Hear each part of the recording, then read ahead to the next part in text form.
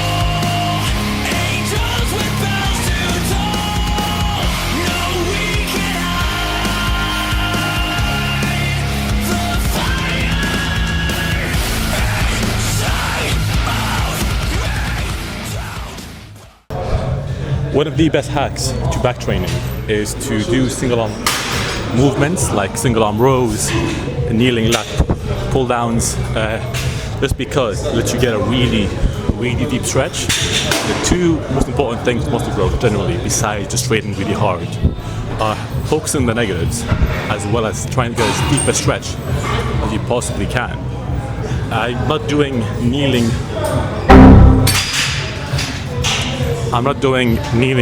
rows just because my knee has been hurt, so I can't actually kneel down. So those are out of the menu for a little while. But even things like single arm rows, you can just tell by the video, you just saw the stretch you get is insane.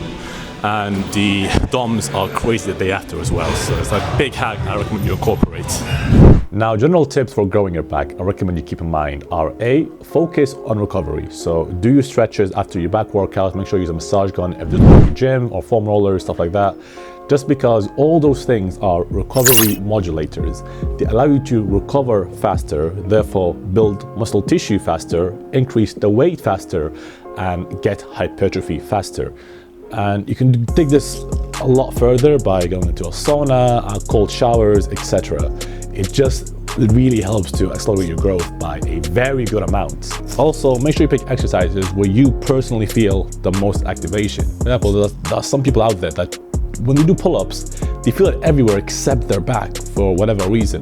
So let's say you're doing pull-ups and you just, no matter how hard you try, you've been doing it for weeks, and you just can't feel that mind-muscle connection, then it's absolutely fine. Start doing lat pull-downs, lat pullovers, something else. Just make sure it's something where you yourself directly feel the muscle activated, you feel it being stretched and feel it being used, and then make that your go-to exercise. For me, it's pull-ups, and I believe for a lot of people it will be as well.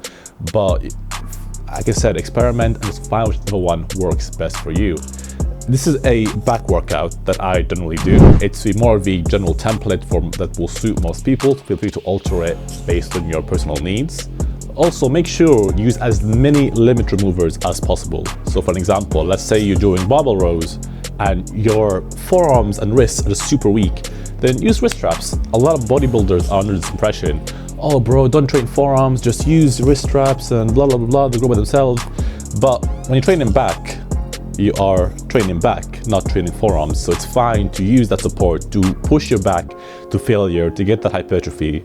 And then if you do want to grow your forearms and wrist strength, you can train that separately on a different day or by using an exercise specifically for them on that day. I find that wearing a weightlifting belt generally is really good for improving my forearm posture when doing back exercises, specifically rowing ones, just because A, it takes tension away from the lower back and lets you focus purely on the muscles you want to use, as well as because now that your core and back are taken care of by a belt, you're not having to use mental energy to maintain form in those areas. It sort of takes care of that by itself, meaning the mental energy you had can now expend on pain tolerance or using the mind-muscle connection. Now, if you do have any questions about back building or form or anything, do put them down in the comments down below. I'm sure I'll be able to get back to you. Also, I am an online coach, so if you'd like personalized help and custom programs, my email will be in the description down below. As usual, thank you for your time and attention. It's a valuable resource and I hope you got value by giving it to me.